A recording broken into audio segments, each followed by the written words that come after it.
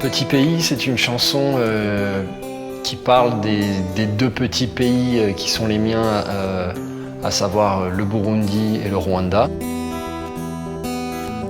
Gahugu gatoyi, gahugu kaniniya, warapfunywe ntiwapfuye, waragowe ntiwagoka. Pour moi, c'est comme une chanson porte-bonheur que j'ai écrite comme ça en une après-midi avec un copain qui était là à la guitare au bord du lac Tanganyika. Donc il y a quelque chose de très spontané, de très vrai, de très réel. Et donc elle a touché beaucoup de gens. J'y parle et du sentiment d'exil et de la guerre qui m'a obligé à quitter le Burundi. Et dans le deuxième couplet, je parle du génocide au Rwanda, qui a été pour moi une espèce de pulsion d'écriture très forte. Comme les grondements de nos volcans, à leur petit pays loin de la guerre, on s'envole quand. Gahugu gatoyi, gahugu kaniniya, warapfunywe ntiwapfuye, waragowe ntiwagoka. Écrire sur l'exil, c'est plus facile quand on est à Paris que quand on est ici. Donc je suis en train de redéfinir aussi mes propres thématiques. C'est assez troublant pour moi qui ai passé 20 ans loin du pays, à le fantasmer, à fantasmer la région, à vivre dans des souvenirs, d'y être. Quelque part, c'est comme si ça tarissait un petit peu ce que j'avais à dire sur l'endroit.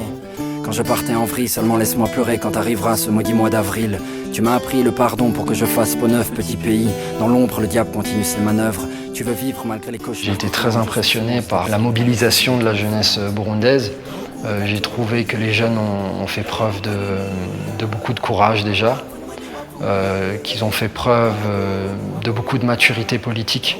Et ça m'avait déjà frappé avec ce qu'on appelait les printemps arabes, donc les révolutions tunisiennes, égyptiennes, d'une jeunesse qui est prête à mourir pour une idée, et une idée de jour meilleur. On se rend compte qu'en Europe, il y a des jeunes qui meurent, mais pour des idées obscurantistes. Là, pour moi, il y a quand même des idées progressistes.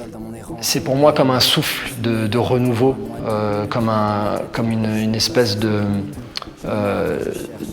force qu'on nous donne à nous qui sommes spectateurs de ça, pas acteurs, parce qu'on n'est pas sur les barricades à Bujumbura, on n'est pas des journalistes qui essayons de donner des informations au péril de leur vie.